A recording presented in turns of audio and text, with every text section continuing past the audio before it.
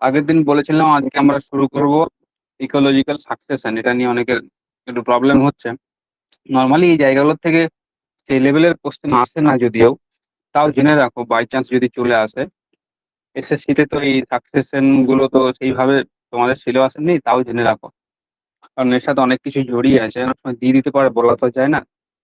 এখন হেডিং করে নাও তাহলে ইকোলজিক্যাল সাকসেশন। এখন এই যে সাকসেশন, সাকসেশন বলতে আমরা কি বুঝি? যেগুলো কালকের কিছু ডাউট ছিল সেগুলো আমি লাস্টে বলে দেবো, ঠিক আছে? আমি দেখে রেখেছি, চিন্তার কোনো কারণ নেই। তাহলে ইকোলজিক্যাল সাকসেশন, ইকোলজিক্যাল তো আমরা জানি যে বাস্তু, তোমার হচ্ছে গিয়ে যে বিদ্যা, সেই বিদ্যা সংক্রান্ত ব্যাপারকে ইকোলজিক্যাল বলা হয়। এখন ব্যাপার হচ্ছে সাকসেশন মিনস কি, সাকসেশন মানে কি?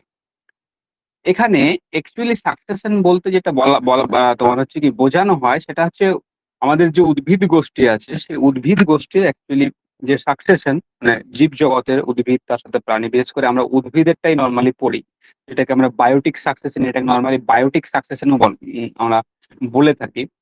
তাহলে সাকসেশন মানে হচ্ছে কি কোনো একটা, ধরো যেখানে কোনো প্রাণের অস্তিত্ব নেই, যেখানে কোনো জীবের অস্তিত্ব নেই, পুরোপুরি একটা নগ্ন এরিয়া বা বেয়ার এরিয়া, সেই এরিয়াটা ধীরে ধীরে কিভাবে একটা স্টেবল কমিউনিটি বা একটা লাস্টে গিয়ে একটা ক্লাইম্যাক্স কমিউনিটিতে পরিণত হচ্ছে, এবং ক্লাইম্যাক্স কমিউনিটিটা অবশ্যই কিন্তু স্টেবল হবে, এমনটা না যে স্টেবল হবে না।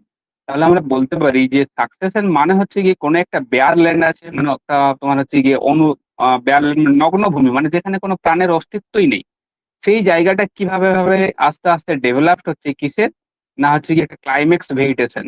ক্লাইম্যাক্স আমরা যেহেতু ভেজিটেশনের পড়ছি, ক্লাইম্যাক্স কমিউনিটি, কমিউনিটি বলি, কমিউনিটিতে পরিণত হচ্ছে, এবং সেই কমিউনিটিটা যেটা হবে সেটা পুরোপুরি স্টেবল হবে। কেমন হবে? স্টেবল হবে, সুস্থির হবে। যখনই স্টেবল হবে তখনই আমরা বলতে পারি যে সেই যে সাকসেশনের যে ফেজ গুলো, যে পর্যায়গুলো, সেটা হচ্ছে গিয়ে প্রতিস্থাপিত হয়ে যায়, বা ওই সাকসেশনটা চূড়ান্ত সফল হয়েছে। ঠিক আছে? তাহলে সাকসেশনে আমরা দেখলাম যে কোনো একটা ওভার এ লং টাইম বা একটা টাইম, একটা ডেফিনেট টাইমে কি হবে, একটা সিকোয়েন্স ওয়াইজ একটা বায়োটিক স্পিসিসের বা উদ্ভিদের হচ্ছে গিয়ে একটা লং টার্ম যে এস্টাবলিশমেন্ট হওয়ার যে চেষ্টা বা প্রচেষ্টা, স্টেবল, অবশ্যই স্টেবল এস্টাবলিশমেন্ট হওয়ার যে প্রচেষ্টা, বা আমরা বলতে পারি কোন একটা উদ্ভিদ গোষ্ঠী একটা নগ্ন ভূমি থেকে কিভাবে আস্তে আস্তে ধীরে ধীরে বিভিন্ন পর্যায়ের মাধ্যমে ওই ফেজ গুলো অতিক্রম করে একটি স্টেবল কমিউনিটিতে পরিণত হয়, বা একটি ক্লাইম্যাক্স ভেজিটেশন কমিউনিটিতে পরিণত হয়। সেই প্রসেসটাকে আমরা বলে থাকি হচ্ছে গিয়ে ইকোলজিক্যাল সাকসেশন। বুঝতে পারছো তো? এখন এই ইকোলজিক্যাল সাকসেশনে মনে রাখবে, যে ব্যাপারগুলো মনে রাখতে হবে সেটা হচ্ছে গিয়ে এখানে মূলত তিন ধরনের কমিউনিটি দেখা যায়। তাহলে তিন ধরনের কমিউনিটি কি কি আমরা দেখতে পাবো? তিন ধরনের কমিউনিটি আমরা দেখতে পাবো, তিন ধরনের কমিউনিটি,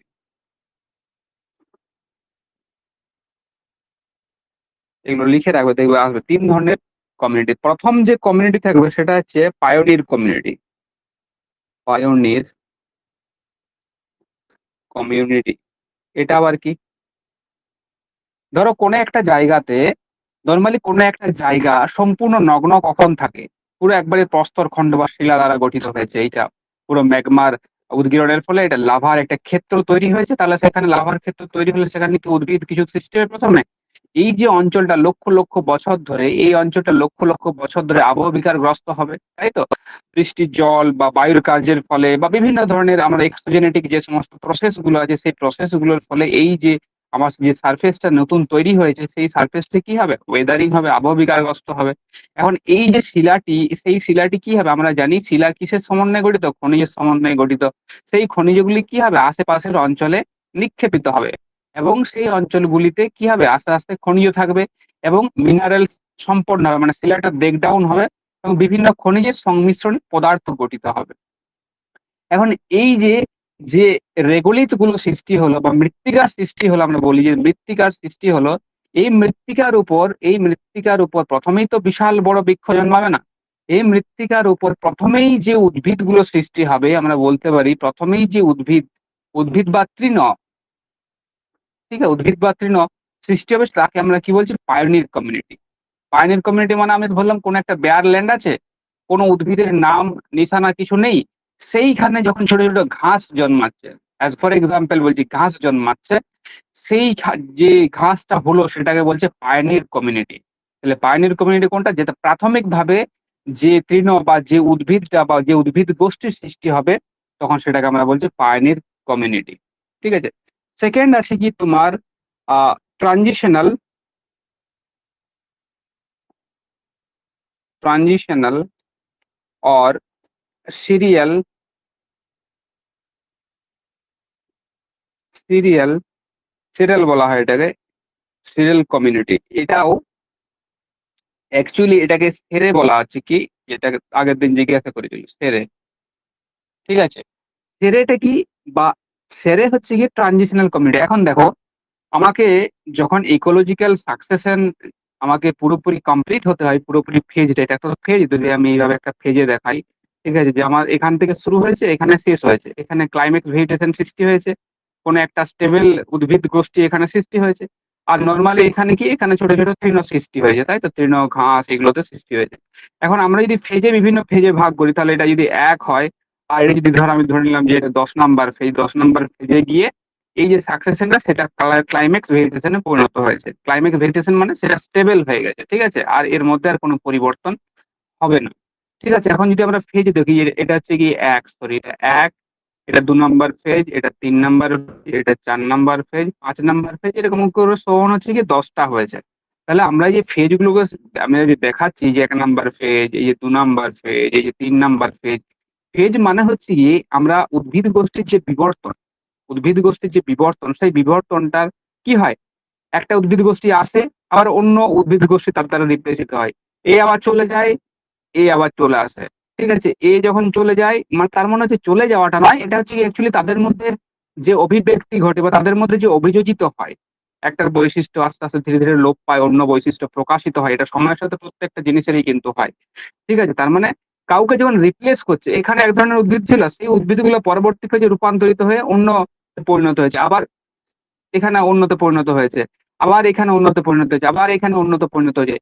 এই যে যে সিকোয়েন্সিয়াল যে ডেভেলপমেন্টটা, সেই ডেভেলপমেন্টটাকেই বলা হয় অ্যাকচুয়ালি সেরে। উদ্ভিদ গোষ্ঠী যখন তাদের নিজেদেরকে অভিযোজিত করে বিভিন্ন সময়ে, এই যে বিভিন্ন ফেজে তাদেরকে উপস্থাপিত করছে, এটাকে অ্যাকচুয়ালি বলা হয় সেরে বা সিরিয়াল কমিউনিটি। তার মানে আমরা যদি একবারে সোজা ভাষায় বলি, যে আমাদের যে মাঝের যে ফেজ গুলো আছে, প্রথমের ফেজটা বাদ দিয়ে এবং লাস্ট ফেজটা বাদ দিয়ে মাঝের যে ফেজ গুলিতে আছে, সেই ফেজ গুলিতে যখন উদ্ভিদ গোষ্ঠী বিবর্তিত হচ্ছে একটি ফেজ থেকে অপর ফেজে, আবার সেই ফেজ থেকে অপর ফেজে বিবর্তিত হচ্ছে, এই যে বিবর্তিত হওয়ার মাধ্যমে যে নতুন ধরনের উদ্ভিদ গোষ্ঠীর প্রবর্তন হচ্ছে, এই ঘটনাটাকেই বলা হচ্ছে সেরে।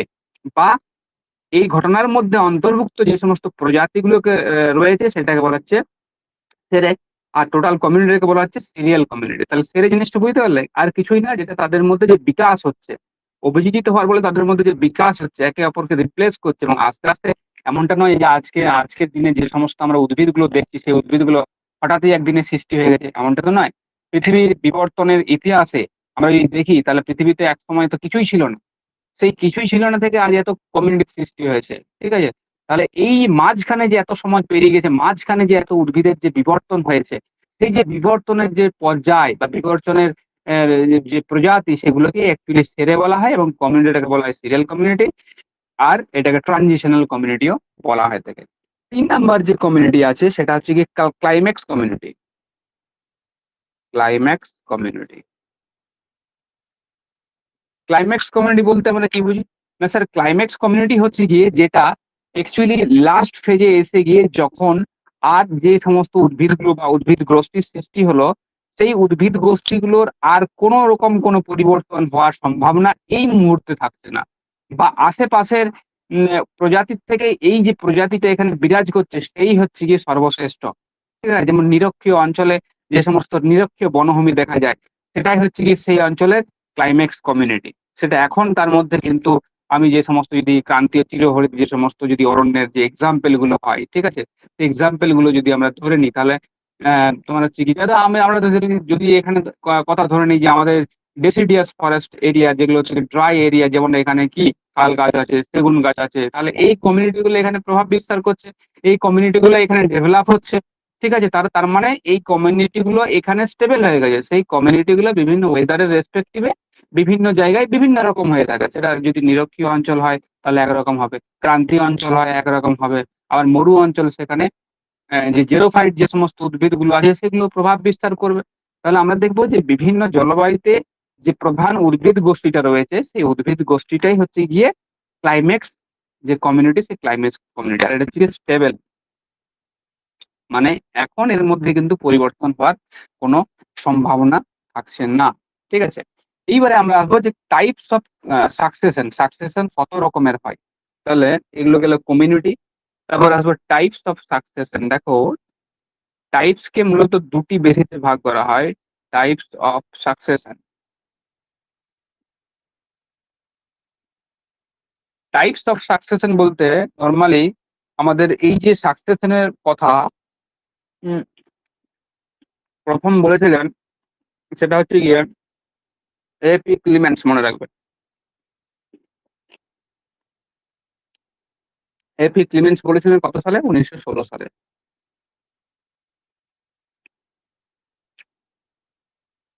এখন ক্লিমেন্স দুই ধরনের সাকসেশনের কথা বলেছেন, একটা প্রাইমারি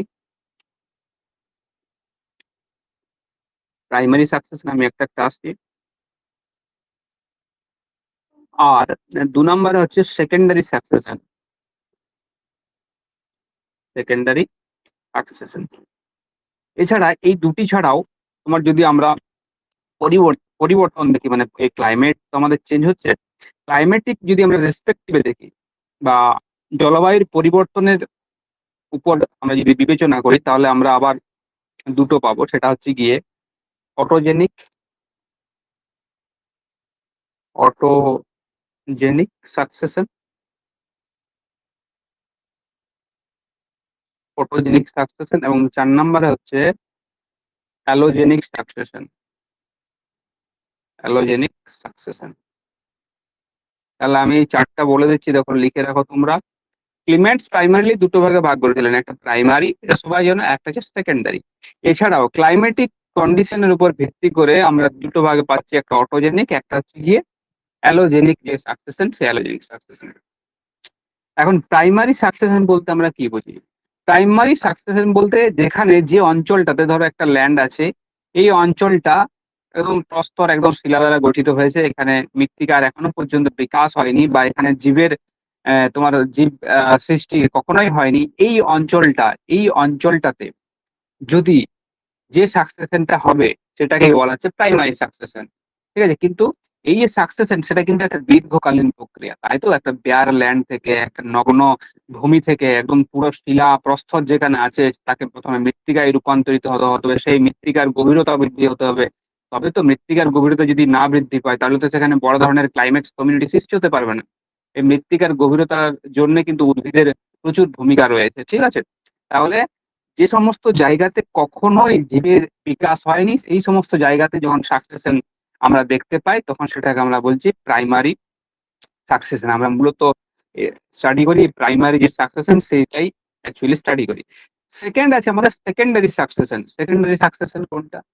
না, ধরো প্রাইমারি সাকসেশনটা আমাদের কন্টিনিউ হতে হতে কোনো কারণে, ধরো দাবানল হলো, বা ভূমিকম্প হলো, বা হচ্ছে কি কোনো, ধরো হচ্ছে কি বিভিন্ন ক্লাইমেটিক যে সমস্ত অ্যাক্টিভিটি গুলো হলো, তার ফলে তার ফলে যদি প্রথমের যে কমিউনিটিটা, এখানে যদি প্রথমের যে কমিউনিটিটা সৃষ্টি হয়েছিল, প্রাইমারি যে কমিউনিটি, মানে প্রাইমারি যে কমিউনিটি, সেই কমিউনিটি যদি প্রাইমারি কমিউনিটি নয়, প্রাইমারি সাকসেশনের মাধ্যমে যে তোমার সাকসেশনটা সৃষ্টি হয়েছিল বা কমিউনিটি সৃষ্টি হয়েছিল, সেই কমিউনিটি যদি বন্যা, এগুলোও কিন্তু এক ধরনের হচ্ছে গিয়ে ক্লাইমেটিক ফ্যাক্টর, বন্যা বা আমরা বলতে পারি ফায়ার বা দাবানল, এগুলোর মাধ্যমে কি হয়, যদি এই প্রাইমারি তোমার হচ্ছে যে কমিউনিটিটা বা যে ক্লাইম্যাক্স কমিউনিটি ছিল সেটা সম্পূর্ণরূপে অবলুপ্ত হয়ে যায় এগুলির মাধ্যম দ্বারা, এবং সেখানে নতুন করে আবার যদি তোমার হচ্ছে গিয়ে কমিউনিটির বিকাশ ঘটে, তখন সেটাকে বলা হচ্ছে সেকেন্ডারি সাকসেশন। যেহেতু এটা ক্লিমেন্টস এর ভাগ, তার জন্য কিছু ক্লাইমেটের তুমি এখানে এই যে তোমার ইয়ে দেখতে পাবে, মানে হচ্ছে কি উপাদান দেখতে পাবে, যেমন ফ্লাড, ফায়ার, বিভিন্ন ক্লাইমেটিক ফেনোমেনন। এই দুটো যে ভাগ আছে, 3 নম্বর এবং 4 নম্বর, এই দুটো ভাগকে সম্পূর্ণরূপে করা হয়েছে ক্লাইমেটের উপর ভিত্তি করে। তাহলে প্রাইমারি এবং সেকেন্ডারি নিশ্চয়ই বুঝতে পেরেছো। এইবারে দেখো আছে অটোজেনিক এবং হচ্ছে অ্যালোজেনিক। অটোজেনিকটা কি না, যে এক্সিস্টিং যে কমিউনিটিটা আমার আছে, কোন একটি অঞ্চলে যে এক্সিস্টিং কমিউনিটি মানে যেটা এক্সিস্ট করছে, সেইটা কি হয়েছে, সেটা পরিবেশের সাথে ধরো কোনো কারণে পরিবেশের এনভায়রনমেন্টাল বা পরিবেশের বিভিন্ন কোনো কারণে চেঞ্জ হলো। এখন যদি পরিবেশ চেঞ্জ হয় তাহলে প্রত্যেকটি জীব কি করে, অভিযোজিত হওয়ার চেষ্টা করে, তাই তো। এই অভিযোজিত হওয়ার চেষ্টা করার ফলে যদি এই এক্সিস্টিং কমিউনিটিটা ধ্বংস হয়ে যায়, কি হচ্ছে, এই যে এক্সিস্টিং যে কমিউনিটি আছে, এক্সিস্টিং যে কমিউনিটি সেটা যদি ডিউ টু তার অ্যাডজাস্টমেন্টের জন্য যদি ধ্বংস হয়ে যায়, এবং তার ফলে তার সেকেন্ডারি যে কমিউনিটিটা থাকবে সেই কমিউনিটিটা যদি এই এক্সিস্টিং কমিউনিটিটার জায়গাটা দখল করে নেয়, তখন সেটাকে বলছে অটো অটোজেনিক সাকসেশন। তাহলে অটোজেনিক সাকসেশনটা আমি আরেকবার বলছি, দেখো, কোনো একটি জায়গাতে একটা এক্সিস্টিং মানে অস্তিত্বমান একটি কমিউনিটি থাকবে, সেই কমিউনিটি পরিবেশের সাথে কোনো কারণে পরিবেশে হয়তো পরিবেশগত চেঞ্জ হলো, ঠিক আছে, এবারে সেই চেঞ্জের রেসপেক্টে সেই কমিউনিটি মানে এক্সিস্টিং যে কমিউনিটি কিন্তু ক্লাইম্যাক্সে আছে, ক্লাইম্যাক্স কমিউনিটিতে আছে, সেই কমিউনিটিটা যদি কোনো কারণে বিলুপ্তি হয়ে যায়, পরিবেশগত কারণে যদি বিলুপ্তি হয়ে যায় অ্যাডজাস্ট করার জন্য, তখন কি হবে, তখন হবে তোমার সেকেন্ডারি যে তোমার কমিউনিটি ছিল, সে কি করবে, সে তখন হচ্ছে কি এর জায়গাটা নিয়ে নেবে। বুঝতে পারছো তো, এইটাকে বলা হচ্ছে অটোজেনিক সাকসেশন। 4 নাম্বার আছে অ্যালোজেনিক সাকসেশন। অ্যালোজেনিক সাকসেশনটা কি না, অ্যালোজেনিক সাকসেশন হচ্ছে গিয়ে যখন আহ আমাদের ভেতর থেকে কোনো শক্তি কাজ করবে না, বাইরে থেকে কোনো শক্তি কাজ করবে। যেমন ধরো যদি কোনো উল্কাপাত হয়, তাই তো, যদি বড় ধরনের কোনো উল্কা পড়ে, তার ফলে কি কোনো একটা জায়গাতে সম্পূর্ণ জীবের বিনাশ হয়ে যেতে পারে, তাই তো, সম্পূর্ণ বিনাশ হয়ে যেতে পারে, এবং বিনাশ হয়ে যাওয়ার ফলে কি নতুন করে সেখানে আবার প্রজাতির সৃষ্টি হতে পারে বা উদ্ভিদের সৃষ্টি হতে পারে। উম, তাহলে তখন সেটাকে বলা হচ্ছে অ্যালোজেনিক। এটা হচ্ছে মনে রাখো বাইরের কোনো শক্তি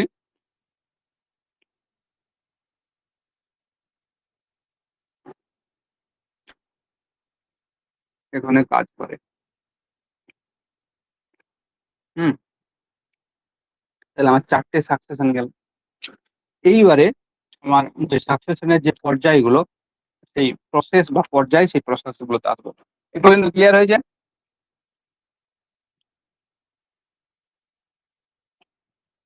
কোনটা? সাকসেশনের সংজ্ঞাটা, আচ্ছা, সাকসেশন বলতে আমরা নর্মালি বুঝি কোন একটি কমিউনিটি বা কোনো একটি জীবের একটি নির্দিষ্ট সময়ের মধ্যে, ঠিক আছে, নির্দিষ্ট সময়ের মধ্যে উম, একটি স্টেবল কমিউনিটি বা কমপ্লেক্স কমিউনিটি তৈরি করা, এটাকে অ্যাকচুয়ালি বলা হচ্ছে সাকসেশন। সাকসেস থেকে এসেছে। অ্যাকচুয়ালি নর্মালি এটা বেয়ার ল্যান্ড থাকবে, সেই বেয়ার ল্যান্ড থেকে বা উন্মুক্ত ভূমি থেকে বা নগ্ন ভূমি থেকে কিভাবে আস্তে আস্তে সময়ের সাপেক্ষে ডেভেলপড হয়ে একটি জটিল বা স্টেবল একটি ভেজিটেশন কমিউনিটি সৃষ্টি করছে, সেটাকে বলা হচ্ছে গিয়ে ইকোলজিক্যাল সাকসেশন বা বায়োটিক সাকসেশন। মনে রাখবে কি কি জিনিস অ্যাড করতে হবে, টাইম, টাইম ছাড়া তো কিছু নেই, টাইম কথাটি অ্যাড করতে হবে। 2 নম্বর, বেয়ার ল্যান্ড উল্লেখ করতে হবে, বেয়ার ল্যান্ড উন্মুক্ত ভূমি অবশ্যই থাকতে হবে, মানে যেখানে জীবনের কোনো অস্তিত্ব থাকবে না সেরকম একটি জায়গা। 3 নম্বর, সংজ্ঞাতে কিন্তু এগুলো অ্যাড করতে হবে, স্টেবল, স্টেবল কথা অ্যাড করতে হবে, তবে তোমার সংজ্ঞাটাও কিন্তু পূর্ণ হবে। এবং লাস্টে কি করবে, লাস্টে ক্লাইমেক্স, ক্লাইমেক্স ভেজিটেশন, এই কথাগুলি কিন্তু অ্যাড করলে তোমার ডেফিনেশনটা ক্লিয়ার হয়ে যাবে। ঠিক আছে, এইবারে আমরা আসবো যে জেনারেল প্রসেস কিভাবে কোন একটা জায়গাতে ইকোলজিক্যাল সাকসেশন ডেভেলপড হয়। মূলত বিভিন্ন বইয়ে বিভিন্ন আছে, আমি একবার সাধারণ ভাবে বলবো, দেখো, তাহলে general general process of ecological succession.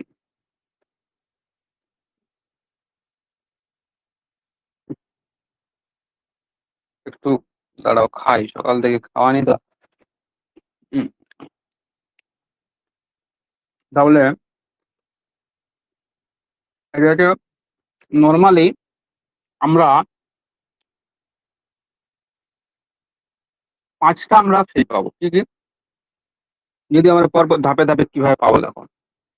প্রথমে পাবো নিউট্রিশন বা নিউট্রিশন বলা হয়। আর নিউট্রিশন মানে কি? আমরা একটা একটা করে আসি তাহলে বুঝতে পারবো। নিউট্রিশনের বাংলা হচ্ছে অনাবৃত ক্ষেত্র। অনাবৃত ক্ষেত্র। নরমালি কোন একটা জায়গাতে ভলকানিক ইরাপশন, আমি ধরে নিচ্ছি যে ভলকানিক ইরাপশনের ফলে কোন একটা জায়গাতে নতুন শিলার সৃষ্টি হলো। ভলকানিক এখানে ইরাপশন হলো, ইরাপশনের ফলে এইখানে যে শিলা নতুন ধরনের শিলার সৃষ্টি হলো। তাহলে এই ক্ষেত্রটাতে তোমার আগে তো উদ্ভিদ বা প্রাণ এখানে ছিল না। এই যে শিলার উপর তো উদ্ভিদ সৃষ্টি হতে পারে না, শিলাকে মৃত্তিকায় রূপান্তরিত হতে হয়।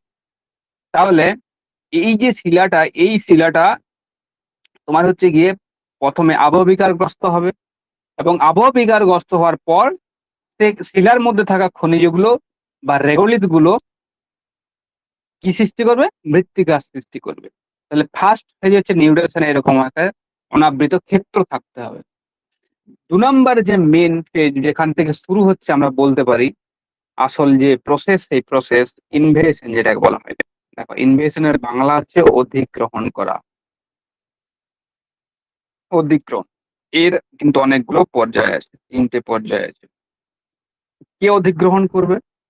না, নিশ্চয়ই উদ্ভিদ অধিগ্রহণ করবে। এই অঞ্চলে যদি প্রাথমিক অবস্থায় আমাদের রেগুলিত গুলো বৃষ্টির জল প্রভৃতির ফলে এখানে মৃত্তিকা সৃষ্টি হয়েছে।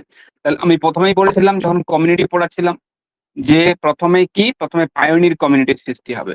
পায়োনির মানে ছোট ছোট তৃণ, লাইকেন, মস জাতীয়, ফান জাতীয় এই সমস্ত উদ্ভিদের সৃষ্টি হবে। তারা কি করবে? তারা মৃত্তিকার ডেপটাকে আস্তে আস্তে বৃদ্ধি করবে। তারা তো পারবে না, তার পরের ফেজ গুলোতে আস্তে আস্তে বৃদ্ধি করবে। তাহলে ইনভেশন মানে হচ্ছে গিয়ে অধিগ্রহণ। তার মানে এই যে তোমার পুরো ইয়েটা আছে, যে জায়গাটা আছে সেই জায়গাটাতে ইনভেশন হবে। কিসের দ্বারা? ওই উদ্ভিদের দ্বারা আস্তে আস্তে অধিগৃহীত হবে। এখন এই ইনভেশনটাও হচ্ছে কি তোমার, আমরা যদি দেখি তাহলে এই ইনভেশনেরও তোমার হচ্ছে কি 3টে ফেজ আছে, সাব ফেজ আছে। প্রথমে কি আছে? প্রথমে মাইগ্রেশন আছে। এই ফেজগুলো কিন্তু মনে রাখবে, পরীক্ষাতে আসে। মাইগ্রেশন মাইগ্রেশন মানে ভ্রমণ বা পরিব্রাজন, যেটা আমরা বুঝি। কিন্তু এখানে মাইগ্রেশন বলতে কি বোঝায়? এই মাইগ্রেশন বলতে আমাদের জল, বায়ু, মানুষ, প্রাণী বা হিমবাহ বিভিন্ন প্রক্রিয়ার দ্বারা যদি উদ্ভিদের বীজ এমনি এমনি তো আসতে পারে না, উদ্ভিদের বীজ যদি পরিবাহিত হয়ে এখানে এসে পৌঁছায়, তখন সেটাকে বলছে মাইগ্রেশন। ঠিক আছে? এটাকে বলা হচ্ছে মাইগ্রেশন। তাহলে এখানে যদি বীজ আসা পর্যন্ত, বীজটা যে এসে পৌঁছালো সেই পর্যন্ত হচ্ছে কি তোমার মাইগ্রেশন হয়েছে। সেকেন্ড সাব ফেজ হচ্ছে ইকেসিস। ইকেসিস কোনটা? না, ধরো এখানে ছোট ছোট বীজ, এবার যে কোনো বড় গাছের বীজ যে পড়লে তো এখানে হবে না, কন্ডিশনটা সেইভাবেই সৃষ্টি হয়ে আছে। এখানে যে মাটির থিকনেস খুবই কম আছে, তাহলে এমন কিছু বীজ এখানে এসে পড়তে হবে যেই বীজগুলো ছোট ছোট গাছ বা ছোট ছোট উদ্ভিদ হয়, যেগুলোকে পায়োনির কমিউনিটি হিসেবে বিকাশ লাভ করবে।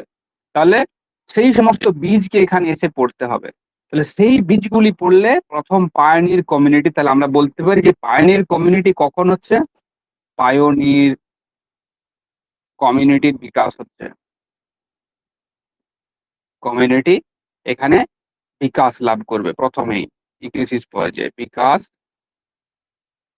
লাভ করবে। হয়েছে? এটা 2 নম্বর গেল। 3 নম্বর আছে অ্যাগ্রিগেশন। এইবারে ধরো বিকাশ লাভ করলো, বীজগুলো বড় হলো। ঠিক আছে? বীজগুলো বড় হলো, আস্তে আস্তে বীজগুলো বড় হচ্ছে, মানে চারা গাছগুলি বড় হলো, বা এখানে যে ছোট ছোট পায়োনির যে ইয়েগুলো থাকবে সেগুলো এখানে আস্তে আস্তে ডেভেলপ করলো। এবার তারাও তো বংশ বিস্তার করবে, প্রকৃতির নিয়ম প্রজনন। তাহলে তারাও কি করবে? তারাও বংশ বিস্তার করবে। তাহলে সেই প্রসেসটাকে বা সেই স্টেজটাকে কি বলা হচ্ছে? অ্যাগ্রিগেশন বলা হয়। সেটাকে বলা হয় অ্যাগ্রিগেশন।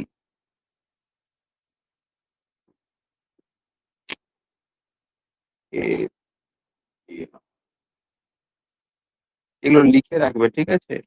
অ্যাগ্রিগেশন, অ্যাগ্রিগেশন মানে হচ্ছে কি প্রজনন। ঠিক আছে? এখানে বংশ বিস্তার করবে, বংশ বিস্তার করবে,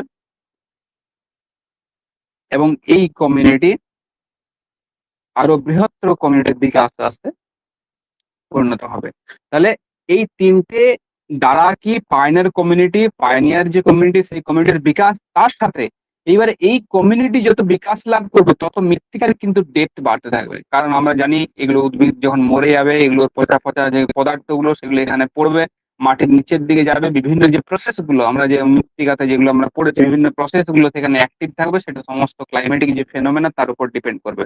তাই জন্য বিভিন্ন জায়গায় বিভিন্ন রকম মৃত্তিকা সৃষ্টি হবে, এই বিভিন্ন পদার্থগুলো নিচের দিকে যাবে, কখনো উপরে উঠে আসবে, তার ফলে মৃত্তিকার যে ডেপথ, মৃত্তিকার যে গভীরতা আস্তে আস্তে বাড়তে হবে। মৃত্তিকার গভীরতা আস্তে আস্তে যতই ভাবে বাড়তে থাকবে, এইভাবে যদি বেয়ার ল্যান্ড ছিল, তত কমিউনিটি যেটা থাকবে পাইনির কমিউনিটি থেকে আস্তে আস্তে আস্তে আস্তে কি হবে, আস্তে আস্তে বড় উদ্ভিদ গোষ্ঠীর আস্তে আস্তে এইভাবে বড় উদ্ভিদ গোষ্ঠীর আস্তে আস্তে তাদের শেকড় নিচের দিকে যাবে। এই মৃত্তিকা যদি গভীর হয় তাহলে কিন্তু এই যে উদ্ভিদ গোষ্ঠীর তোমার ডেভেলপ কিন্তু এই হিসেব অনুযায়ী হতে থাকবে।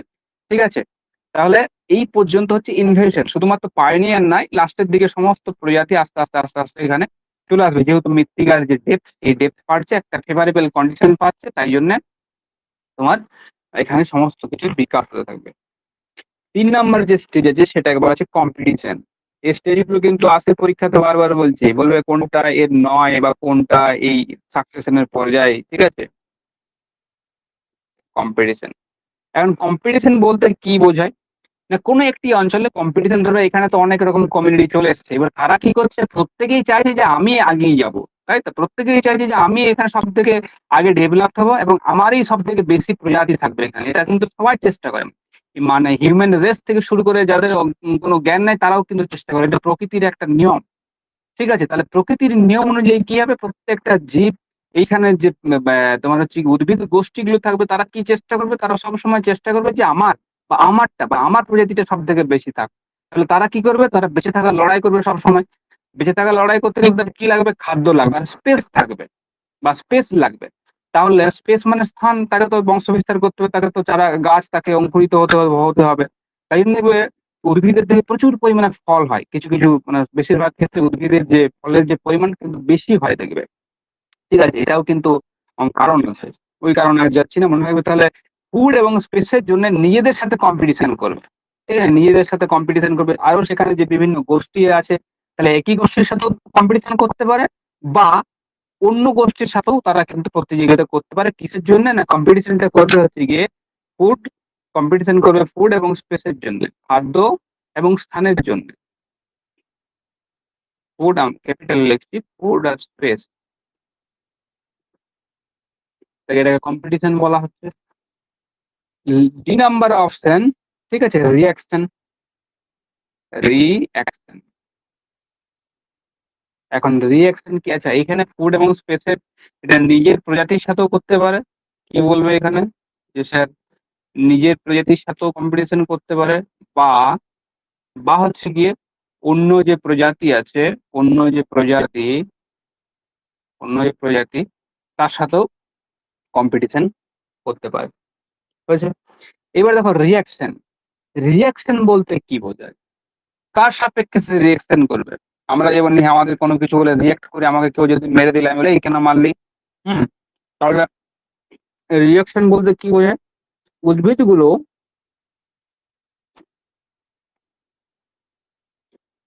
যখন পরিবেশের,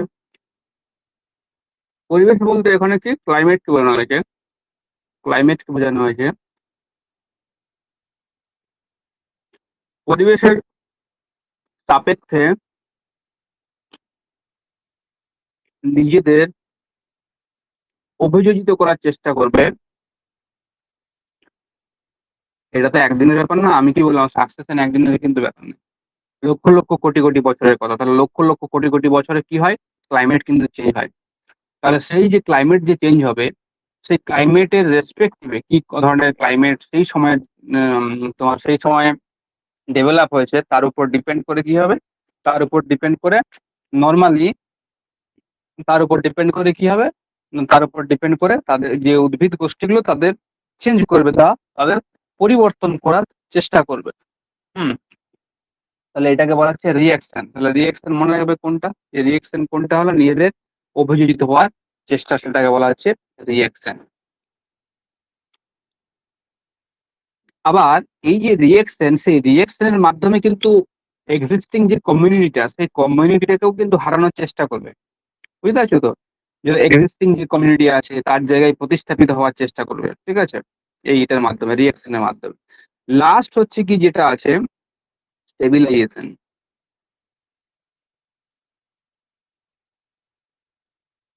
স্টেবিলাইজেশন বলতে আমরা কি বুঝি? স্টেবিলাইজেশন, স্টেবিলাইজ করা মানে স্থাপিত করা। ফাইনাল যখন সাকসেশনের আমরা লাস্ট পেজে চলে আসবো, তখন দেখবেন কোনো একটি অঞ্চলে একটি নির্দিষ্ট উদ্ভিদ গোষ্ঠী প্রাধান্য লাভ করেছে। আমি কি বললাম?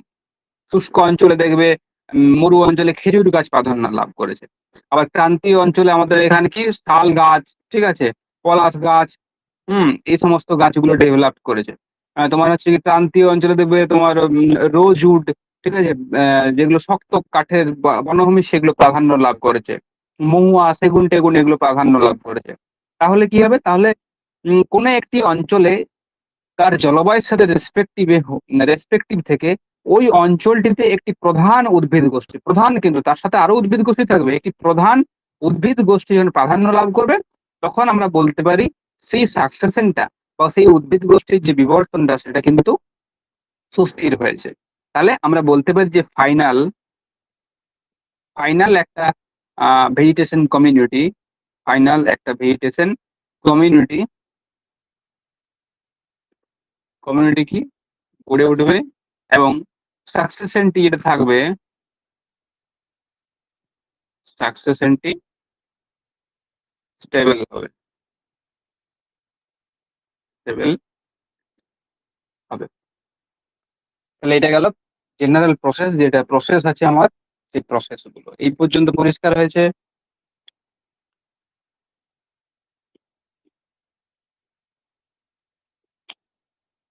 এই পর্যন্ত ক্লিয়ার?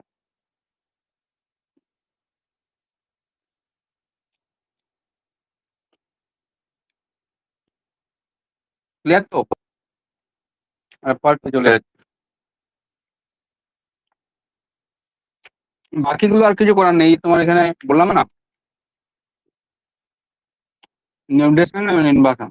হুম নিউট্রিশন হচ্ছে কোন একটি অঞ্চলে, যখন একটা অঞ্চল আছে, ধরো এই একটা অঞ্চল আছে, এই অঞ্চলটাতে কোনো প্রাণের কোনো অস্তিত্ব নেই, ঠিক আছে, কোনো প্রাণ নেই অঞ্চলটাতে। কোনো প্রাণ নেই মানে কি, সেখানে উদ্ভিদও নেই, প্রাণীও নেই, শুধু শিলা বা আবহবিকার প্রক্রিয়া সেখানে অনবরত চলছে। এটা হচ্ছে অনাবৃততা, নিউট্রিশন। ইনভেশন মানে হচ্ছে অধিগ্রহণ।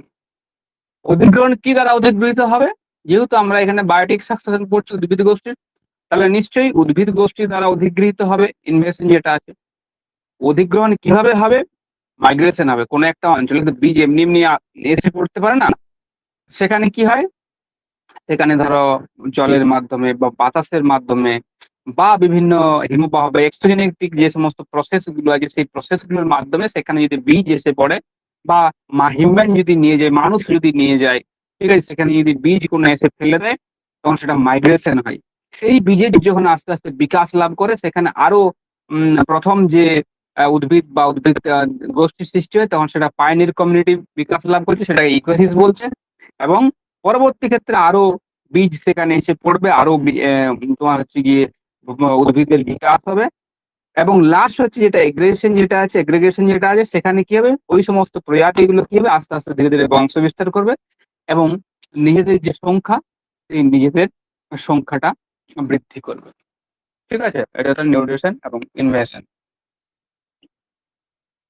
আমরা এবার পরে চলে যাবো, ঠিক আছে। দেখো, যে জায়গাগুলো আমি তোমাদেরকে বলেছি যে এই জায়গাগুলো থেকে কোশ্চেন আসবে, আগের দিন আমি বলে দিয়েছিলাম যে ইকোসিস্টেম থেকে কোশ্চেন আসবে। আজকে টপিক লেভেল বলবো, টপিক লেভেল থেকে একটি কোশ্চেন কিন্তু পাবে। হুম টপিক লেভেল, তারপর আমরা খাদ্য পিরামিড, এই দুটোর থেকে আসবে। আচ্ছা, খাদ্য পিরামিড ওটা চার্লস এলটন হবে, জি এলটন বলছিলাম না, ওটা চার্লস এলটন হবে, ঠিক আছে। আমি যে বই থেকে পড়ি ওটাতে হয়তো প্রিন্ট মিস্টেক আছে বা অন্য কিছু মিস্টেক দেওয়া আছে। নিখিল কৃষ্ণদের বইটা দেখবে ওটা জি এলটন দেওয়া আছে, ওটা চার্লস এলটন হবে। আমরা যখন আরো ডিটেলসে পড়বো ক্লাসে, তখন বলে দিচ্ছি, ঠিক আছে। তার আগে খাদ্য স্তর বা ট্রপিক লেভেল জানা দরকার। তাহলে খাদ্য স্তর,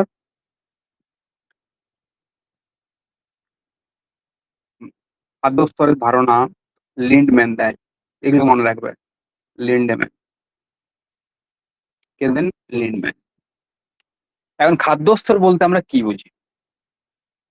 ক্যাজুয়াল এটা হালকা নিও না, এর মধ্যে থাকা কিন্তু ভালো ভালো জিনিস আছে, সেগুলো কিন্তু পড়তে হবে। খাদ্য স্তর বলতে আমরা বুঝি না আমাদের যে বাস্তুতন্ত্রের যে শক্তি প্রবাহ, তাই তো, বা আমাদের এনার্জি যে প্রবাহ, সেটা কি হয় একটা খাদ্য শৃঙ্খলের মাধ্যমে হয়, তো এইভাবে হয়, এইভাবে একটা জায়গার থেকে এইভাবে, এইভাবে একটা জায়গার থেকে এইভাবে হয়। তাহলে আমাদের বাস্তুতন্ত্রে একটা খাদ্য শৃঙ্খলের মাধ্যমে কি হয়, আমাদের যে খাবারটা এক স্তর থেকে অন্য স্তরে আমরা পাই। তাহলে খাদ্য শৃঙ্খলে আমরা দেখছি একটা স্তর থেকে আমরা খাদ্যটা যখন অন্য একটা স্তরে পাচ্ছি, এক একটা একটা জায়গা থেকে যাচ্ছে, আবার সেই জায়গা থেকে আমরা পাচ্ছি, ওই প্রত্যেকটি যে জায়গা থেকে, যে অঞ্চল থেকে আমরা খাবারটি পাচ্ছি, সেটিকে কি বলা হচ্ছে? সেটিকে বলা হচ্ছে গিয়ে খাদ্য স্তর। হয়েছে, সেটাকে বলে ট্রপিক লেভেল। ইংরেজিতে কি বলা হয়? ইংরেজিতে ট্রপিক লেভেল বলা হয়। এখন খাদ্য স্তরে আমরা যদি তোমার হচ্ছে ক্লাসিফিকেশন করি, বা কটি খাদ্য স্তর আছে মনে রাখবে এখানে। 3 থেকে 5টি খাদ্য স্তর থাকবে। তাহলে পরীক্ষাতে কোশ্চেন আসে কিন্তু কটি খাদ্য স্তর থাকে? কটি খাদ্য স্তর থাকে? 3 থেকে 5টি। এখানে অপশনে দেবে তোমার 2 থেকে 5টি, 4 থেকে 5টি। তোমরা বলবে 3 থেকে 5টি, আমি 5টার ভাগ দেখাবো, ঠিক আছে, দুটোর ভাগ হয় না। তাহলে আমি যদি ভাগটা এইভাবে দেখাই, দেখো এইভাবে করলাম, প্রথমে 4টে দেখাই, দিয়ে 5টে দেখাবো, এই বুঝলি তো? টপিক লেভেল এটা 1, এখানে অনেক কিছু লিখবো। Topic level 2, topic level 3 and topic level 4। আমি প্রথমে 4টে দেখাচ্ছি, দিয়ে 5টা দেখাচ্ছি। তাহলে টপিক লেভেল 1, ঠিক আছে, টপিক লেভেল 1-এ কি আছে, মানে যেখানটা আমার অ্যাকচুয়ালি সোর্স, যেখানটা বেস আমাদের বলতে পারি, এটাকে বেস লেভেলেও বলা হয়। অয়েলের বেস লেভেল নয় কিন্তু,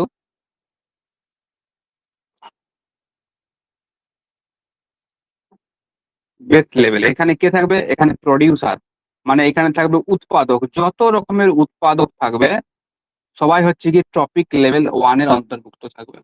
যত রকম উৎপাদক মানে গ্রিন ভেজিটেশন, সমস্ত হচ্ছে গিয়ে প্রথম শ্রেণীর যে খাদক, এই প্রথম শ্রেণীর খাদকের মধ্যে, এই খাদক, সরি, প্রথম শ্রেণীর বলাটা ভুল হচ্ছে, যে বেস বেস লেভেলের মধ্যে যত উৎপাদক থাকবে সবুজ উদ্ভিদ, এই সবুজ উদ্ভিদ থাকবে হচ্ছে গিয়ে এই বেস লেভেল। পরে প্রথম শ্রেণীর যে খাদক, প্রথম শ্রেণীর যারা খাদক থাকবে, অ্যাকচুয়ালি এটাকে কি বলা হয়? এটাকে বলা হয় হার্বিভোর, মানে তৃণভোজী। কি বলা হচ্ছে? হার্বিভোর। তাহলে দেখো কোশ্চেনে আসবে যে প্রথম শ্রেণীর খাদক কোন খাদ্য স্তরের অন্তর্গত? বুঝতে পারছো তো? এইভাবে কোশ্চেন দেবে। তাহলে এটাকে কি বলেছে? বা হার্বিভোর বা তৃণভোজী প্রাণীরা খাদ্য স্তরের কোন লেভেলে থাকে? তাহলে টপিক লেভেল 2, ঠিক আছে, এটা কিন্তু মাথায় রাখবে। তাহলে এটা হচ্ছে হার্বিভোর, এটা হচ্ছে এদিকে কি বলা হচ্ছে? হার্বিভোর বলা হচ্ছে, হার্বিভোর বলা হচ্ছে। এটা প্রথম শ্রেণীর খাদক, ছোট ছোট আছে। তাহলে এদেরকে বলছে তৃণভোজী, বাংলাতে কি বলা আছে? তৃণভোজী এদেরকে বলা হচ্ছে। আহ 3 নম্বরে আমরা কি পাবো? না 3 নম্বরে কার্নিভোর পাবো। এই টার্মগুলো কিন্তু মনে রাখবে, কার্নিভোর, কার্নিভোর। এরা কি? এদের মাংসাশী বলে। তারা দেখো এইভাবে কিন্তু তুলে দেবে যে মাংসাশী যে আমাদের যে দ্বিতীয় শ্রেণীর যে খাদক আছে, তাহলে এরা কি? এরা হলো দ্বিতীয় শ্রেণীর খাদক, দ্বিতীয় শ্রেণীর খাদক। আমরা যখন খাদক পড়ি, আমরা কি, আমরা এটাকে ধরি না উৎপাদকটাকে, আমরা প্রথম শ্রেণীর খাদক থেকে ধরি। প্রথম শ্রেণী, দ্বিতীয় শ্রেণী, তৃতীয় শ্রেণী, আমরা এইভাবে পড়ি। তাহলে প্রথম শ্রেণীর খাদক আমাদের হচ্ছে গিয়ে হার্নিভোর। মাংসাশী যারা শ্রেণী থাকবে এরকম পড়বে যে মাংসাশীটা কোন শ্রেণীভুক্ত, ঠিক আছে, এখন মাংসাশীটা কোন দ্বিতীয় শ্রেণীভুক্ত। এখন যেটা জেনারেলাইজ করা হয়েছে, যেটা জেনারেলাইজ করার ফলে যে মডেলটা আমরা পেয়েছি, এটাতে মূলত 4টি স্তরের কথা বলা হয় যে টপিক লেভেলের। লাস্ট যেটা আছে সেটাকে বলা হচ্ছে অমনিভোর। কি বলা হচ্ছে? অমনিভোর বা সর্বভুক। দেখো এখানে কিন্তু তৃতীয় শ্রেণীর যে খাদক, সেই তৃতীয় শ্রেণীর খাদকের কিন্তু কথা এখানে বলা নেই, একবারে ডাইরেক্ট সর্বভুকের কথা কিন্তু বলা হয়েছে। তাহলে প্রথম শ্রেণী, দ্বিতীয় শ্রেণী এবং সর্বভুক, বুঝতে পারছো তো? এইবারে এখানে একটা জিনিস মনে রাখবে, সর্বভুক হচ্ছে কি? সর্বভুক হচ্ছে মানুষ, হয়েছে। এখন 3 নাম্বার নিয়ে আমার কিছু বলার আছে, কারণ এখান থেকে কোশ্চেন দেয়, ঠিক আছে। টপিক লেভেল যেটা 3 আছে, যেটা চারটে ট্রপিক লেভেল যেটা আমরা ভাগ করেছি, সেখানে আমরা খাদক যে পাবো, দ্বিতীয় শ্রেণীর যে খাদকগুলো, সেই খাদকগুলোকে আমরা তোমার হচ্ছে তিনটে ভাগে ভাগ করি: স্থলভাগে, জলভাগে আর মৃত্তিকায়। এই কারণেই বলছি, দেখো তাহলে বুঝতে পারবে ব্যাপারটা কি হচ্ছে। মৃত্তিকা, স্থলভাগের ব্যাপারটা কি, মানে স্থলভাগে কোন ধরনের প্রাণীরা টপিক লেভেল 3 মধ্যে পড়তে পারে। তার মানে দ্বিতীয় শ্রেণীর যে খাদক গুলো আছে, সেই দ্বিতীয় শ্রেণীর খাদক গুলো পড়বে। দ্বিতীয় শ্রেণীর খাদক কি না, সিংহ আমরা জানি, সিংহ, ঈগল, চিতাবাঘ,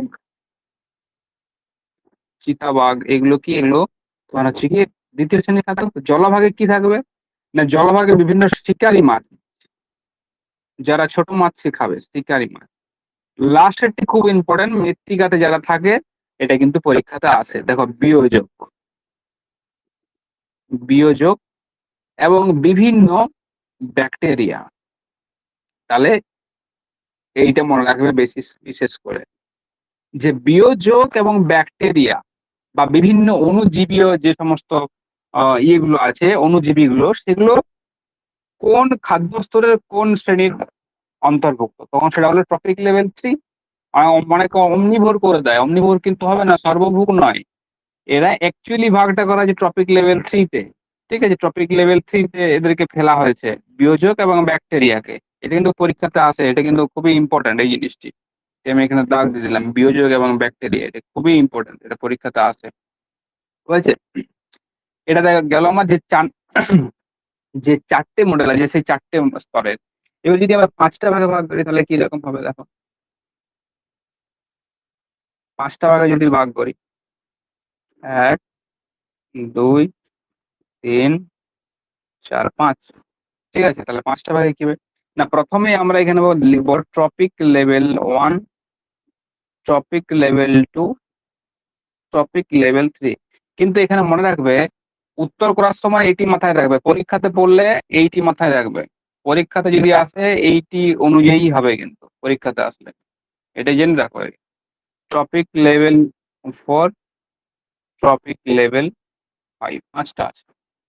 অ্যাকচুয়ালি আমার এখানে কি বাদ গেছিল বলতো, এখানে বাদ গেছিল তৃতীয় শ্রেণীর যে খাদক, তৃতীয় শ্রেণীর খাদক আমার এখানে বাদ গেছিল, সেটাকে এখানে ইনক্লুড করা হয়েছে। শ্রেণীর খাদক, সেই খাদককে কি করা হয়েছে, সেই খাদককে এখানে ইনক্লুড করা হয়েছে, বাকি সব একই। তাহলে আমরা টপিক লেভেলে কি পাবো, উৎপাদক পাবো। প্রথম যেটা স্তর আছে সেটা পাবো উৎপাদক। তারপরে কি পাবো, প্রথম শ্রেণী লিখে যাবে এইভাবে, প্রথম শ্রেণী। তারপরে কি পাবে, পাবে দ্বিতীয় শ্রেণী। তারপরে কি পাবে, তৃতীয়, তৃতীয় শ্রেণীর খাদক, এগুলোর খাদক যেটা তৃতীয় শ্রেণী। আর লাস্টে কি পাবে, সর্বভোগ। উদাহরণ কি থাকবে। ঠিক আছে, এটা হচ্ছে কি পাঁচটা স্টেজের যে আমার খাদ্য স্তর আছে, সেই পাঁচটা স্তরের খাদ্য স্তরের যে তোমার ডিভিশনটা, সেই ডিভিশনটা এখানে দেখানো হয়েছে। ঠিক আছে, যদি পরীক্ষাতে আসে যে অমনিভোর কোথায় থাকে, 5 নাম্বার করতে যেও না, 4 নাম্বার করবে। এটা কিন্তু বারবার আমি কানের ভেতর ঢুকিয়ে বলে দিচ্ছি তোমাদের। সর্বভুক বললে যেটা করবে, যেটা সর্বজন স্বীকৃত, কিন্তু এটা এটা এটা তোমার যেহেতু তৃতীয় শ্রেণীটা বাদ হয়েছিল, সেটাকে ইনক্লুড করার জন্য করা হয়েছে। ঠিক আছে, কার্নিভোর কোন শ্রেণী, কার্নিভোর টপিক লেভেল 3-তে পড়বে। এখানে কিন্তু দ্বিতীয় শ্রেণী আসছে, অনেক জায়গাতে কিন্তু এই ভেবে উত্তর টিএল 3-তে দেওয়া যায়, টপিক লেভেল 3 দিয়ে দেয়। কিন্তু এটা মনে রাখবে, চারটে তোমরা ভেবে দেখো যে চারটে আছে, এটা মডিফাইড, আমি লিখে দিলাম এখানে, তাও যদি গন্ডগোল হয়, মডিফাইড,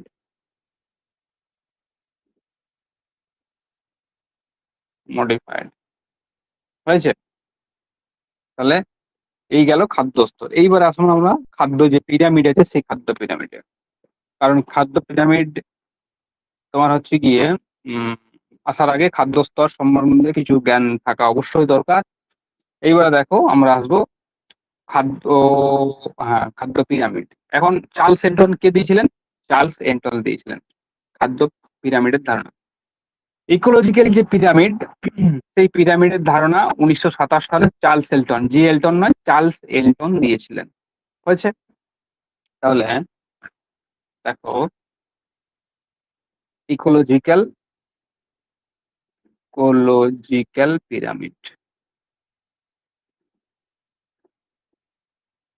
হয়েছে। এই কনসেপ্টটি 1927 সালে চার্লস, আমি লিখে দিচ্ছি এখানে, চার্লস এলটন প্রথম দিয়েছিলেন। ঠিক আছে? এই জন্য ইকোলজিক্যাল পিরামিডের মধ্যে 3 ধরনের পিরামিডই কিন্তু থাকছে। কি কি পিরামিড থাকছে? সংখ্যার পিরামিড, তারপরে কি থাকছে? জীব ভরের পিরামিড, বায়োমাস যেটাকে বলা হয়, বায়োমাসের পিরামিড, প্লাস তার সাথে কোনটা থাকছে? প্লাস তার তার সাথে থাকছে হচ্ছে কি তোমার আহ শক্তির পিরামিড, পিরামিড হয়েছে।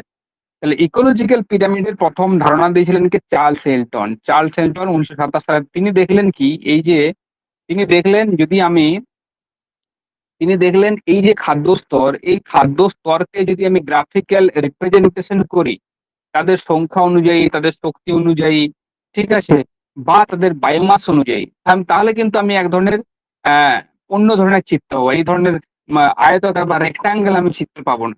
টপিক লেভেলে আমরা বোঝার জন্য আমরা এই ধরনের চিত্র করি, কিন্তু টপিক লেভেলে তো কোনো চিত্র হয় না। ঠিক আছে?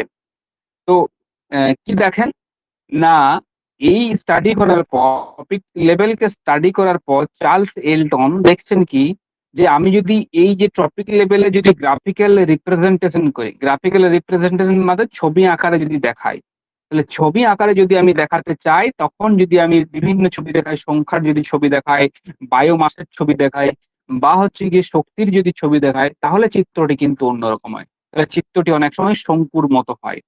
এই যে কনসেপ্ট, এই কনসেপ্ট কে দিয়েছিলেন চার্লস এলটন, প্রথম বলেছিলেন যে এই ধরনের আমার ছবি কিন্তু হতে পারে। তাই জন্য ইকোলজিক্যাল পিরামিড বা সামগ্রিক যে পিরামিড, সেটাকে বলা হয় ইকোলজিক্যাল পিরামিড, থেকে বলা হয় এলটোনিয়ান পিরামিড। অনির্বাণ জিজ্ঞেস করেছিলেন যে এলটোনিয়ান পিরামিড কোনটা। এলটোনিয়ান পিরামিড আমি বলেছিলাম যে টপিক লেভেল, আমি আগের দিন বলেছিলাম যে টপিক লেভেলস এর কথাটা আমি বলেছিলাম, যে টপিক লেভেলস এর উপর বেস করে যেটা দেওয়া হয় সেটা হচ্ছে এলটোনিয়ান। মানে কেন এলটোনিয়ান বলা হচ্ছে না, যেহেতু চার্লস এলটন প্রথম এটা আইডেন্টিফাই করেছিলেন এবং গ্রাফিক্যাল রিপ্রেজেন্টেশনের মাধ্যমে তিনি দেখানোর চেষ্টা করেছিলেন, সেই জন্য এটাকে এলটোনিয়ান পিরামিডও বলা হয়। তাহলে এলটোনিয়ান পিরামিড হচ্ছে পুরোটা ইনক্লুডিং ইকোলজিক্যাল যে পিরামিড, যেটা বেস কি, বেস কি, বেস হচ্ছে গিয়ে যে আমাদের যে খাদ্য স্তরগুলো আছে, সেই খাদ্য স্তর গুলো হচ্ছে বেস, খাদ্য স্তরগুলোর উপর ভিত্তি করে, তাই তো, ভিত্তি করে হয়েছে। এইবারে যদি আমরা ক্লাসিফিকেশন করি ইকোলজিক্যাল পিরামিডের, মূলত আমরা 3টে পাবো, তাই তো, মূলত 3টে পাবো। একটা হচ্ছে সংখ্যার পিরামিড, দেখো এখান থেকেও কিন্তু কোশ্চেন আসবে, সংখ্যার পিরামিড। তারপরে কি আসবে না, তারপরে আসবে বায়োমাস, যেটাকে জীব ভর বাংলাতে বলা হয়, বায়োমাস। এবং 3 নম্বরে কি হবে না, শক্তির পিরামিড, শক্তির পিরামিড। এবার একটা একটা আসছি, সংখ্যার পিরামিড। সংখ্যার পিরামিড কি না, তিনি তিনি অ্যাকচুয়ালি সংখ্যার পিরামিডটা হচ্ছে কি, আমাদের যে খাদ্য স্তর আছে সেই খাদ্য স্তরে আমাদের যদি সংখ্যা অনুযায়ী আমাদের জীবের পরিমাণকে যদি আমরা সাজাই, তাহলে আমরা যে চিত্র পাবো, যে গ্রাফিক্যাল রিপ্রেজেন্টেশন পাবো, সেটাকে আমরা বলছি সংখ্যার পিরামিড। ঠিক আছে? এখন এই যদি সংখ্যার পিরামিড, দেখো সংখ্যার পিরামিড 2 রকম হতে পারে, আমি এখানে বলছি। একটা হচ্ছে আপরাইট, আপরাইট মানে হচ্ছে ঊর্ধ্বমুখী, এবং হচ্ছে ইনভার্টেড। ইনভার্টেড মানে উল্টো। আপরাইট মানে কিরকম হয়? আপরাইট মানে যেটা আমরা নর্মালি দেখি, তাই তো, এইভাবে যেটা আমরা দেখি, এটা হচ্ছে গিয়ে তোমার আপরাইট। আর ইনভার্টেড কোনটা? ইনভার্টেড উল্টো হবে এইরকম। তখন হচ্ছে কি কন্ডিশনে হচ্ছে আমার, এবারে দেখো আসছি।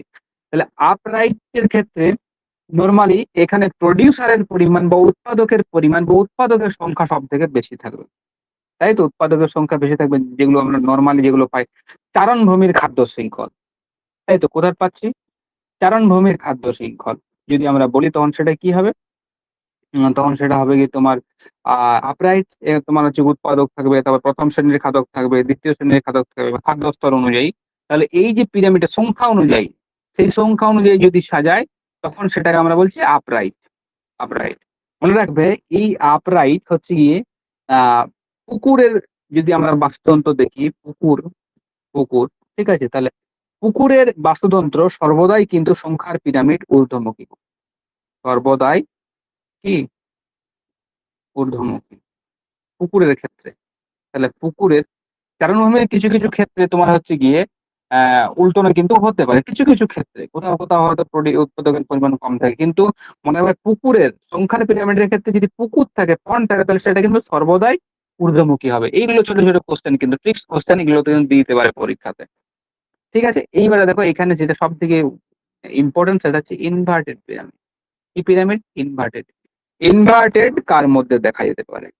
না, মনে রাখবে ইনভার্টেড যে পিরামিড, সেই পিরামিড আমার দুটো ক্ষেত্রে দেখা যেতে পারে। একটা হচ্ছে গিয়ে বনভূমি, ফরেস্টের, ফরেস্ট অ্যাকচুয়ালি সেটাকে ফরেস্ট বলছে, ফরেস্ট। ঠিক আছে, ফরেস্টের মধ্যে থাকা প্যারাসাইট, এটাকে অনেক সময় কি বলা হয়? প্যারাসাইটও বলে। এটা লিখে রাখবে যে প্যারাসাইট, প্যারাসাইট বা পরজীবীয় যে খাদ্য শৃঙ্খল। কি? পরজীবী যে খাদ্য শৃঙ্খলে, পরজীবীয় খাদ্য শৃঙ্খলে, খাদ্য শৃঙ্খলকে যদি আমরা সাজাই, তাহলে কিন্তু এবার সব পরজীবী তো নয়, কিন্তু খাদ্য শৃঙ্খলে দেখা যেতে পারে। বুঝছে? তাহলে দেখো কিভাবে বনভূমি বা হচ্ছে প্যারাসাইট দুটো একসাথে এর যোগ আছে। বনভূমি বা প্যারাসাইট আলাদা আলাদা কিন্তু নয়, এটা কিন্তু মাথায় রাখবে, আলাদা আলাদা কিন্তু নয় কিন্তু। ঠিক আছে, একই রকম হয় কিন্তু। এবারে উদাহরণটা দেখলেই বুঝতে পারবে। ধরো বনভূমি হচ্ছে, বনভূমি মানে কি? ফরেস্ট। ফরেস্ট বলতে নর্মালি ধরো কোন একটি জায়গাতে একটি মাত্র গাছ আছে, ঠিক আছে, একটি মাত্র ট্রি আছে। তাহলে সেখানে কি হবে? যদি ট্রি থাকে, এবার ট্রিতে কি থাকে নর্মালি? বার্ডস থাকে, পাখি থাকে, তাই তো? বার্ডস থাকে, হয়েছে? নিচে কি আছে? ট্রি। ধরো একটি গাছ আছে, একটি গাছ, এই গাছে কি আছে? সেই গাছে বার্ডস আছে। বার্ডস কি করে? সেই গাছের ফল টল খায়, তার মানে ডিপেন্ডেন্ট তার উপর, সেই গাছটির উপর। এখন বার্ডস এর মধ্যে ধরো, এখানে ধরো 10টি বার্ডস আছে, 10টি পাখি আছে, হয়েছে? সেই 10টি বার্ডস এর মধ্যে ধরো প্রত্যেকটি বার্ডস এ 5টি করে প্যারাসাইট আছে। মানে ধরো যে গোদা বাংলায় যদি আমরা বলি প্যারাসাইট মানে পরজীবী, উকুন টুকুন, এগুলো কি প্যারাসাইট বা পরজীবী। বার্ডস এর মধ্যেও পরজীবী থাকে, তাদের ডানার মধ্যে, তাদের যে পালকের মধ্যে অনেক সময় পরজীবী থাকে। তাহলে কি হবে? প্রত্যেকটি পাখিতে যদি ধরো 5টি করে প্যারাসাইট থাকে, তাহলে মোট 10টি পাখি আছে, তাহলে মোট প্যারাসাইটের সংখ্যা হলো 50। হয়েছে? তাহলে এখানে প্যারাসাইটের সংখ্যা বা পরজীবীর সংখ্যা কত হবে? 50টি প্যারাসাইট। তাহলে ও হচ্ছে উল্টানো, উল্টানো প্যারাসাইট। তার মানে সংখ্যা যদি আমরা দেখি, সংখ্যার দিক দিয়ে যদি আমরা দেখি, তাহলে কি পাচ্ছি? সংখ্যার দিক দিয়ে যদি আমরা দেখি, তাহলে প্রথমে একটি গাছ, তার মানে একটি গাছ, এক নাম্বার, একটি গাছ। 1 নাম্বার থেকে হয়ে গেল কত? 1 নাম্বার থেকে গেল 10টি পাখি। 10টি পাখির থেকে হয়ে গেল কত প্যারাসাইট? 50টি প্যারাসাইট। তার মানে এখানে প্রডিউসার, যে ফলমূল যেটা খাচ্ছে পাখিগুলো, সে একটি আছে। ঠিক আছে, তার কাছ থেকে পাখির সংখ্যা কিন্তু বেশি, মানে সংখ্যা অনুযায়ী যখন সাজাচ্ছে। এবং প্যারাসাইটের পরিমাণ কি হয়ে গেল? প্যারাসাইটের পরিমাণ এখানেও কিন্তু বেশি হয়ে গেল। তাহলে মনে রাখবে ইনভার্টেড বনভূমি বললেও হবে। আর বনভূমির মধ্যে থাকা একটি গাছ যদি মেনশন থাকে, বনভূমির মধ্যে থাকা, অনেক সময় কিছু কিছু বইয়ে দেখবে এটা লেখা আছে যে বনভূমির যে বনভূমির যে সংখ্যার পিরামিড, সেই সংখ্যার পিরামিড কোন ধরনের হয়? ঊর্ধ্বমুখী হয় না ইনভার্টেড হয়? হয়েছে? তাহলে ফরেস্টের মধ্যে থাকা যে প্যারাসাইট যে খাদ্য শৃঙ্খল, এটা একটু প্যারাসাইট খাদ্য শৃঙ্খল হচ্ছে, সেই প্যারাসাইট খাদ্য শৃঙ্খলে যে পিরামিড আমার জেনারেট হবে, যে পিরামিডটা সৃষ্টি হবে, সেটা কি? সেটা অ্যাকচুয়ালি হচ্ছে কি তোমার ইনভার্টেড পিরামিড। ঠিক আছে, আর মনে রাখবে এই পুকুর, ঠিক আছে, পুকুরের হচ্ছে কি তোমার আহ উম যে পিরামিড গুলো, সেটা সর্বদাই ঊর্ধ্বমুখী। হয়েছে? এরপর আসো বায়োমাসের, দেখো বায়োমাসও কিন্তু দুই রকম। এখন বায়োমাস কাকে বলে? বায়োমাস কাকে বলে এটা জানতে হবে। বায়োমাস পিরামিড, এটাও দুটো হতে পারে। এখন বায়োমাস কি? বায়োমাস হচ্ছে গিয়ে একটা জীবের শুষ্ক ওজন। আখের ছিবড়া দেখেছো তো? রাস্তায় দাঁড়িয়ে আখ খেয়েছো নিশ্চয়ই, আখের রস। আখটা কি? আখের মধ্যে থাকা সব রসটাকে যখন নিংড়ে বের করে দেওয়া হয়, আখের ছিবড়াটাকে আমরা ফেলে দিই। সেই ছিবড়াটা অ্যাকচুয়ালি বায়োমাস। তার মানে একটা জীবের দেহ থেকে যে পরিমাণ জলীয় পদার্থগুলো আছে, সেই জলীয় পদার্থগুলোকে যদি আমরা বের করে দিতে পারি, তারপরে তার যে ওজনটা থাকে, সেটা কি? সেটাকে বায়োমাস বলা হয়। অ্যাকচুয়ালি কয়লাকে, কয়লা বায়োমাস। কাঠ যখন শুকিয়ে যায়, যখন আমরা আগুনে জ্বালাই, তখন সেটা হচ্ছে বায়োমাস। ঠিক আছে? তাহলে জীবদের যে শুষ্ক ওজন, মানুষকে যদি না খাইয়ে না দাইয়ে মোটামুটি 40-42 দিন কোনো জায়গাতে কোনো ঘরে অন্ধকার ঘরে বন্ধ করে রেখে দিই এবং তারপরে তাকে যদি বাইরে বের করে নিয়ে এসে ওজন করি, মোটামুটি মিনিমাম 40-45 দিন সে তো চলে যাবে না খেয়ে সমস্ত কিছু হয়ে। তার যে ওজনটা হবে সেটা হচ্ছে বায়োমাস। এই বায়োমাস গুলো সবসময় জানবে বায়োডিগ্রেডেবল, তার মানে এগুলো কিন্তু পরিবেশের কোনো ক্ষতি করে না, তাই তো পরিবেশের সাথে অটোমেটিক্যালি নষ্ট হয়ে যায়। তাহলে বায়োমাস হচ্ছে গিয়ে তোমার হচ্ছে গিয়ে কোনো জীবের মধ্যে থাকা জৈব পদার্থ, অবশ্যই কিন্তু জলীয় জলীয় যে পদার্থ সেগুলোকে বাদ দিয়ে জৈব পদার্থ, এটাকে বলা হচ্ছে বায়োমাস। এখন এই বায়োমাসের পরিমাণ অনুযায়ী মানে কার শরীরে কতটা বায়োমাস রয়েছে সেই উম, অনুযায়ী যদি আমরা সাজাই তাহলে কি হবে? তাহলে যদি আমরা সাজাই তাহলেও সেখানে আমরা পিরামিড পাবো, তাই তো? পিরামিড তো অবশ্যই পাবো। কিরকম পাবো দেখো, এখানেও যদি আমরা দেখি দু রকম পাবো। একটা কি, একটা হচ্ছে সর্বদা আপরাইট, আর একটা কি, একটা পাবো ইনভার্টেড মানে উল্টো, একার তো ইনভার্টেড পাচ্ছি, ইনভার্টেড, তাহলে দুটো পাচ্ছি।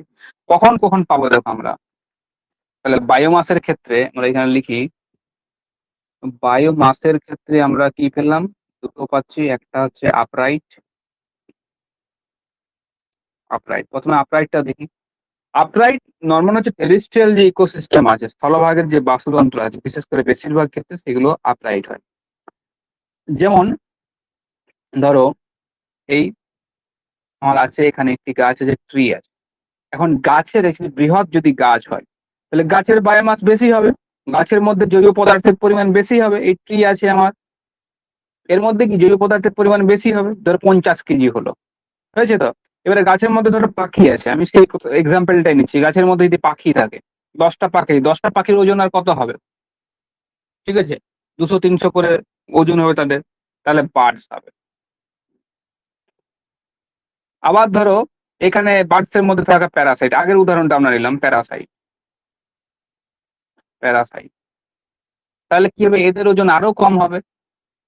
এটা একটা গেল। আবার ধরো তৃণভূমি যদি আমরা দেখি, তৃণভূমির ক্ষেত্রে নর্মালি প্রচুর পরিমাণে সেখানে বায়োমাস থাকবে, তাই তো? তারপরে প্রথম শ্রেণীর যে খাদকগুলো থাকবে তাদের বায়োমাস অপেক্ষাকৃত কম হবে, তাদের বায়োমাসের সংখ্যাও কম হবে, তার বায়োমাসও কমতে থাকবে। ঠিক আছে, এটা হচ্ছে আপরাইট পিরামিড, এগুলো একবার করে জাস্ট রিডিং পড়ে নেন। এবার ইনভার্টেডটা এখানে তোমাদেরকে বুঝতে হবে যে ইনভার্টেড কোথায় দেখা যায়। দেখো ইনভার্টেড, আপরাইট গুলো অত গুরুত্বপূর্ণ নয়, কিন্তু ইনভার্টেড গুলো থেকে কোশ্চেন আসার সম্ভাবনা কিন্তু প্রচুর।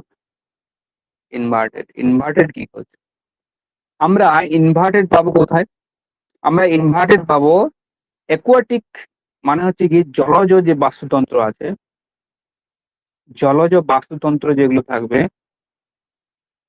যেমন আমরা যদি উদাহরণ দিয়ে এখানে দেখাই, ধরো বায়োমাস নর্মালি কি হয়, নর্মালি আমরা কি বললাম যে ইনভার্টেড হবে, তার মানে উল্টানো হবে, তাহলে মানে উল্টানো পিরামিডের ছবিটা আমরা প্রথমে করে নিই। এই একটা দিলাম, এই একটা দিলাম, হয়েছে?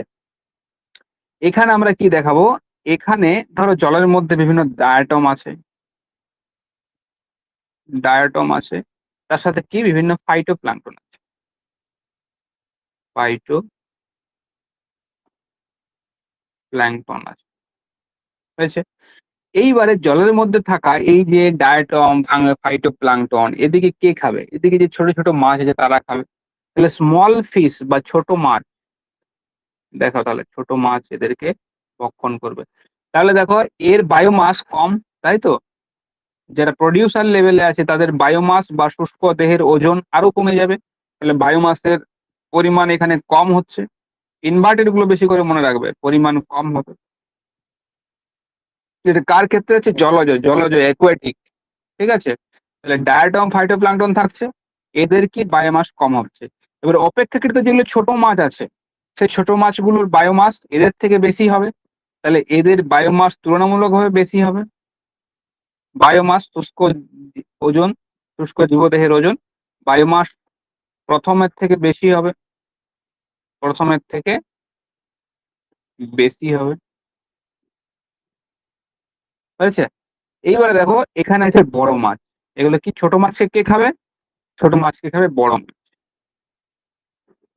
তাহলে trophic level 1, trophic level 2, trophic level 3, যদি আমরা দেখি বড় মাছের কি, বড় মাছের ওজন হচ্ছে গিয়ে ওদের যে শুষ্ক ওজন, সেই শুষ্ক ওজন তুলনামূলকভাবে অনেক বেশি, তাহলে এখানে বায়োমাস অনেক বেশি, বায়োমাস অনেক বেশি হয়েছে। তাহলে এই যে পিরামিডটা, এটা হচ্ছে দেখো ইনভার্টেড, উল্টানো। তাহলে বলবে যে অ্যাকুয়াটিক যে বাস্তুতন্ত্র আছে বা জলজ যে বাস্তুতন্ত্র আছে, সেই জলজ বাস্তুতন্ত্রে কিন্তু সব না, জলজ বাস্তুতন্ত্রের কিছু জায়গা আছে, জলজ বাস্তুতন্ত্রের মধ্যে এই ইনভার্টেড গুলো দেখা যাচ্ছে, কিন্তু সব না, কিন্তু এটা মনে মাথায় রাখবে, সবটা হচ্ছে না কিন্তু। হয় যে এটা হলো বায়োমাসের। এবারে যেটা আসবো, তাহলে এখানে তোমাদেরকে লিখে দিচ্ছি, একটু অসুবিধা হয়, বারবার বলছি এগুলো কিন্তু পরীক্ষাতে আসার চান্স 80%, এখানে আমি লিখে দিচ্ছি স্টার দিয়ে। যেমন ধরো প্রথম থেকে আমি লিখে দিচ্ছি দুটো, যে পরজীবী খাদ্য শৃঙ্খলে বা পরজীবী বাস্তুতন্ত্রে, তোমরাও লিখে রাখো, সংখ্যার পিরামিড, পিরামিড বিপরীত হয়, বা বৈপরীত্য পিরামিডও বলা হয়, বিপরীত হয়। আরেকটি জিনিস এখানে মাথায় রাখবে,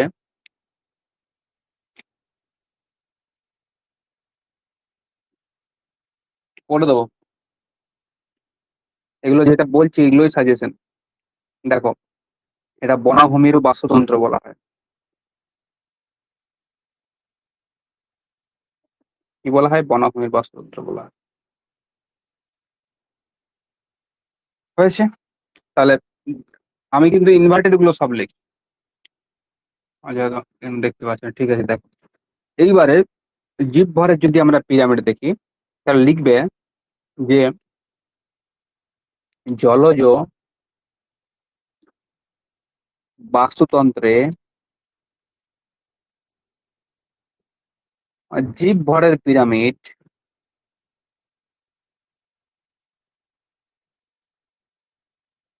বিপরীত আকৃতি হতে পারে, এরকম লিখবে। জীব ভরের পিরামিড বিপরীত আকৃতির হতে পারে লিখবে, হবেই তো এরকমটা মানে নেই, আকৃতির হতে পারে।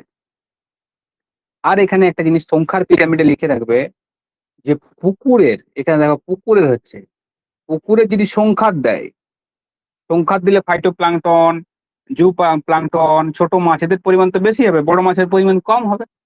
পুকুরের বাস্তুতন্ত্রে সংখ্যার পিরামিড, সংখ্যার পিরামিড, এগুলো কিন্তু নোটসে নেই, বারবার বলছি, পিরামিড কি, আচ্ছা এখানে জায়গা নেই, সর্বদা লিখে নাও, সর্বদা ঊর্ধ্বমুখী হয়েছে, সর্বদা ঊর্ধ্বমুখী। তাহলে এই তিনটে নিট পয়েন্ট আমরা এখনো পর্যন্ত পেলাম, হয়েছে।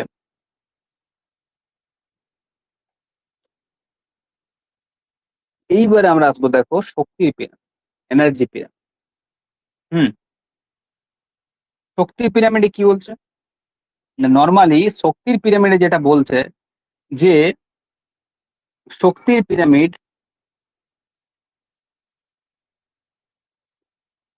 শক্তির পিরামিড মনে রাখবে, যদি কোনো একটি বাস্তুতন্ত্রের খাদ্য স্তরগুলো, যে খাদ্য স্তরগুলো আছে, সেই খাদ্য স্তরে উৎপাদক থেকে যদি আমরা খাদ্য খাদকের সম্পর্ক অনুযায়ী যদি শক্তির পরিমাণ অনুযায়ী সাজাই, তাই তো, শক্তির পরিমাণ অনুযায়ী সাজায়, তখন যে গ্রাফিক্যাল রিপ্রেজেন্টেশনটা হয়, সেটাকে বলা হচ্ছে শক্তির পিরামিড। অ্যাক্টিভ পিরামিড শেপে হবে, আস্তে আস্তে কি হবে, শক্তি আস্তে আস্তে কমতে থাকে। আমি এনে 10% করে একটা জায়গার থেকে কিভাবে যাই, ধরো 1000 ক্যালোরি আমার আছে, 1000 ক্যালোরি এখানে আছে শক্তি, তাহলে পরের যে খাদক আছে তারা কত পাবে, 10% করে যদি যায় কত পাবে, এখান থেকে যদি 10%, হাজারে যদি 10% যায় তাহলে কত যাবে, 100 যাবে। এর কাছ থেকে যদি 10% যায় কত যাবে, 10 যাবে। এর কাছ থেকে যদি পরেরটাতে যায় তখন কত যাবে, 1 যাবে। এটাই কি বলা হয়, লিন্ডম্যানের যে 10% সূত্র, প্রত্যেকবার 10% সূত্র করে প্রত্যেকটা কাছে যাবে, খরচা হয় না, 10% সূত্র অনুযায়ী তার প্রত্যেকটা যে খাদকের স্তর আছে সেই খাদকের স্তরগুলোতে পৌঁছাবে আর কি। তাহলে শক্তির পিরামিডে আমরা দেখব যে নর্মালি কি হয়, নর্মালি শক্তির অর্জনটা সবথেকে কোথায় বেশি হয়? শক্তির অর্জনটা হচ্ছে কি তোমার যেটা উৎপাদক যে স্তর আছে, উৎপাদক স্তরে সবথেকে বেশি শক্তি থাকে। সেই শক্তি আস্তে, আস্তে, আস্তে, আস্তে পরিবাহিত হয়। তাই তো? কিছুটা তোমার অপচয় হয়। ঠিকই আছে, কিছুটা অপচয় হয়, কিছুটা নিজেদের শ্বসন কাজের জন্য কাজে লাগায় এবং বাকি যেটা আছে সেটা আস্তে, আস্তে, আস্তে, আস্তে প্রত্যেকটা স্তরে কিন্তু 10% করে তোমার হচ্ছে গিয়ে প্রবাহিত হয়। ঠিক আছে? এখন এই যে শক্তির পিরামিড, এখানে একটা কোশ্চেন আছে, কোন ধরনের পিরামিড সর্বদাই ঊর্ধ্বমুখী? মনে রাখবে, শক্তির পিরামিড কি কখনো ইনভার্টেড হতে পারে? উল্টো হতে পারে? শক্তির পিরামিড যে এইভাবে উল্টো হয়ে গেল, ঠিক আছে? শক্তি কম থেকে শক্তি বেশির দিকে যাবে। এটা কিন্তু বাস্তুতন্ত্রের যে শক্তি প্রবাহ তার কিন্তু বিপরীত সবসময়। এর কিন্তু হয় না। এগেইনস্ট এ চলে যায় ইকোসিস্টেমে। সবসময় শক্তি কি হবে? শক্তি নরমালি বেশির থেকে কমের দিকে যাবে। ঠিক আছে? এইভাবে শক্তি প্রবাহ বেশি থেকে কমের দিকে যাবে। তাহলে শক্তির পিরামিড গুলো সর্বদাই মনে রাখবে, সর্বদাই ঊর্ধ্বমুখী, একমুখী নয়, ঊর্ধ্বমুখী। তাহলে কোশ্চেন আসতে পারে যে কোন ধরনের বাস্তুতন্ত্রে কোন ধরনের পিরামিড সর্বদাই ঊর্ধ্বমুখী? না স্যার বলবে বাস্তুতন্ত্রের সর্বদাই শক্তির যে পিরামিড আছে বা এনার্জির যে পিরামিড আছে সেগুলি হচ্ছে গিয়ে সর্বদাই ঊর্ধ্বমুখী। হয়েছে? ব্যাস, এটুকু করে করলেই হবে। তাহলে দেখো, টপিক লেভেল থেকে যেগুলি বললাম সেগুলি কিন্তু পরীক্ষাতে আসার চান্স আছে। পিরামিড, খাদ্য পিরামিড থেকে যেগুলি কথাগুলি বললাম সেগুলি কিন্তু পরীক্ষাতে আসার চান্স আছে। ঠিক আছে? আর সাকসেশন থেকে সাকসেশন গুলো পরপর অনেক সময় বলে দেবে যে কোনটা ডেফিনেশন দিয়ে বলতে পারে যে কোনটা প্রাইমারি সাকসেশন, কোনটা সেকেন্ডারি সাকসেশন, ডেফিনেশনটা দিয়ে বলতে পারে। প্রাইমারি এবং সেকেন্ডারি পড়লে এই দুটোর মধ্যেই পড়বে, আর তাদের যে ফেজ গুলো সেই ফেজ গুলো কিন্তু পরীক্ষাতে আসতে পারে। ঠিক আছে? এবার